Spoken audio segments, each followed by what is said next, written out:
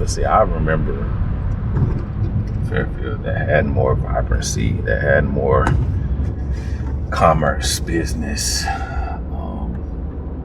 and families. And it's deteriorated over time. Just hopefully I don't pick up a nail driving through here. You got all these overgrown yards and torn up houses, and there are people still in these communities, but the family structure in these communities is just completely obliterated.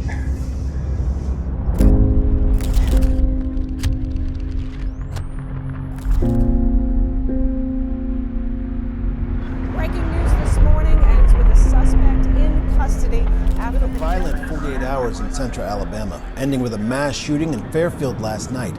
5 people shot in a drive-by. Multiple investigations after a deadly night in Birmingham. 2 shootings killed 3 people. Hundreds of people gathered at Fairfield High School football game, scattering after shots were fired from a vacant house nearby.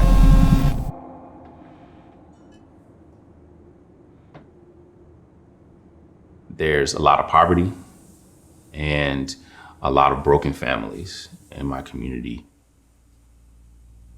I would go to sleep constantly hearing gunshots. I didn't have much money in our family growing up. We kind of lived paycheck to paycheck. My mom was just trying to survive. My mom was just trying to put food on the table, so she had to work a lot. My father was not present. My grandfather had already passed, and my great-grandfather had already passed before I was born. So I didn't have any direct men in my life. From an early age, I just didn't have guidance on what it looked like to be a man. I met a young man, and he was broken, fatherless, impoverished, both physical and spiritual. I've slept on cots, I've slept on couches, my friend's mother's couch. I've slept and lived in the projects. I was shown that the opportunities to find success were gonna be in the gangs, in the street life, in the drug dealing. By the grace of God, I realized that education was gonna be my way out. I was able to graduate high school as my salutatorian. I was able to graduate college. The young men in our community don't see that often. They may not even see their dads.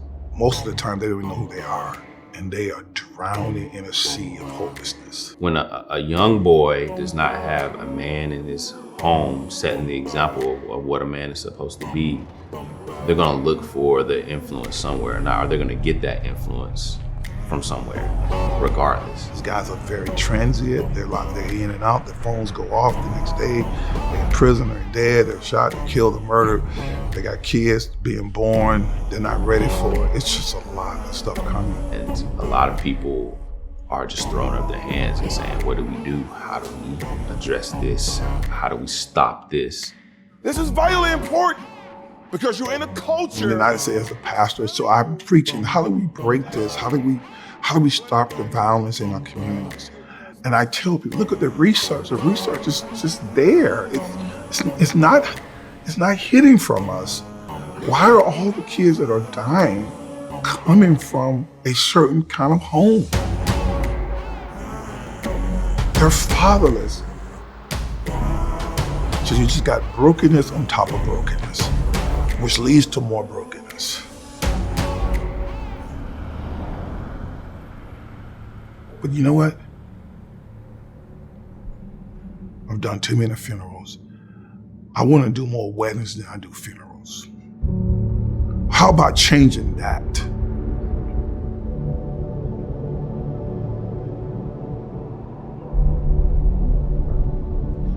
And I've been asking God to do that. I said, God, please. Please, God, please. I don't have to see a lot. Demonstrate just for a moment a sense of I'm someone and I'm loved by a holy God, and that I don't have to die at 19. And Dion has gone through a lot of pain in his life, and I think he learned that by experience, that let's start with the basics. What does it look like to do it God's way? I had to figure out a lot on my own. During those times when I was the most lonely was when I experienced God's presence the deepest.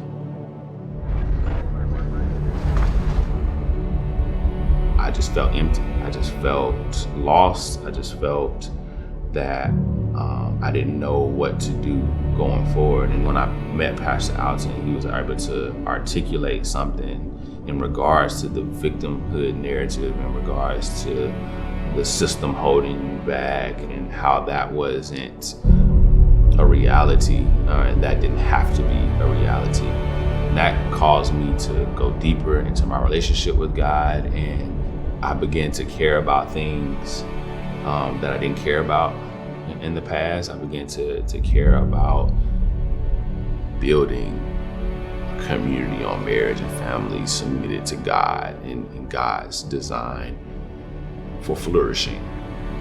I began to care about contributing to hope and contributing to helping where I can. Every young person has free will, the ability to make decisions. But how is that free will exercised in such a way that it's for the betterment of their own life or for that of their community? Young people can't do that alone.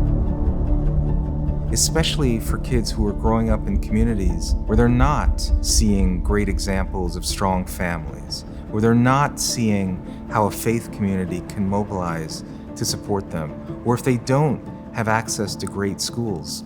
And that's why I stress the importance of these institutions playing a role in the lives of our kids.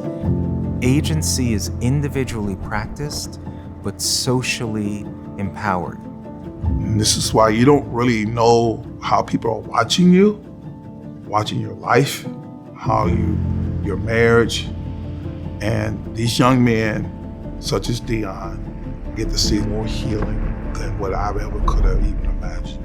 And I keep telling Dion, he's next up, and he's growing really fast. He's good. We have been made by God, and for his own glory.